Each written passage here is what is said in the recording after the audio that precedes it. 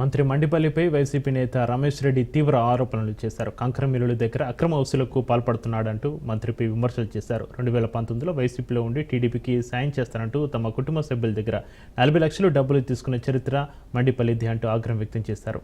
చంద్రబాబు తనకు చేసిన ద్రోహానికి మనసు విరిగి వైసీపీలో చేరానన్నారు. 11 కోట్లు డబ్బులు తీసుకుని వైసీపీలో చేరానన్న ఆరోపణలపై వీరభద్ర స్వామి గుడిలో ప్రమాణం చేయడానికి తాను సిద్ధమన్నారు.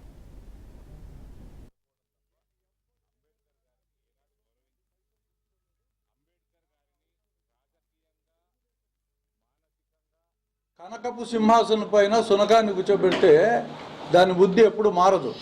అంటే ఆరోపణలు, విపరీతమైన ఆరోపణలు. నేను 11 కోట్ల రూపాయల డబ్బులు తీసుకున్నానంట. వైసీపీ దగ్గరనో లేకుంటే ఎవరి దగ్గర తీసుకున్నానో నాకు తెలియదు.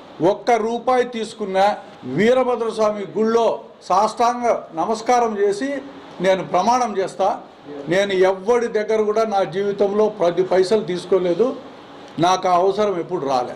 తెలుగుదేశం పార్టీ నాకు చేసిన ద్రోహానికి వ్యతిరేకంగా ఆ పార్టీని వీడి బయటకు వచ్చిన తప్పనిచ్చి నేను ఆ నాయకుడు నాతో ఆయన బేరసారాలు చేసినాడు నాతో. అప్పుడు మా నాయకుడు చంద్రబాబు నాయుడు ప్రతిపక్ష నేత, నీకు నేను ఎమ్మెల్సీ ఇస్తా, నీకు ఇంకా ఇస్తా, అవి ఇస్తా, ఇవి ఇస్తా అని చెప్పినాడు.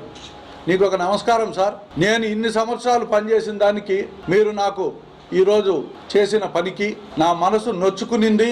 నేను ఇంక ఈ పార్టీలో కొనసాగలేను. మీకు ఒక నమస్కారము, థ్యాంక్ యూ వెరీ మచ్.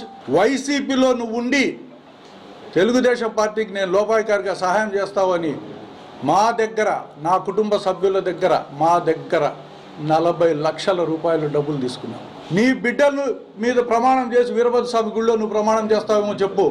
జీవితంలో ఎప్పుడే కానీ రాజకీయాల గురించి నేను మాట్లాడను. నేను రాజకీయాల్లో 1999 డైరెక్ట్గా, ఇండైరెక్ట్గా 1987 నుంచి ఆ రోజుకు నువ్వు నిక్కర్లు వేసుకుంటా అంటే బళ్ళో చేర్పించిన నిన్ను పుష్పవతి స్కూల్లో పోయి మీ పెద్దవాళ్ళని అడిగితే చెప్తారు ఎవరు చేర్పించాను నిన్నని. నువ్వు నన్ను మాట్లాడే అంత